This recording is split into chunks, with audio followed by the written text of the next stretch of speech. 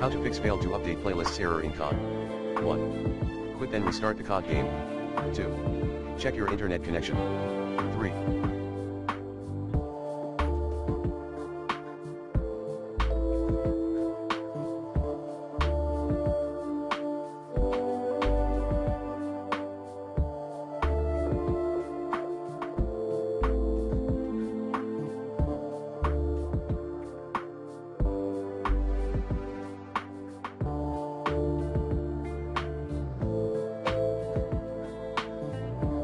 Hard reset your affected router and PS5 console.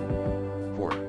Backup then remove some files of COD's main folder, data0.cache, data1.cache, toc0.cache, toc1.cache.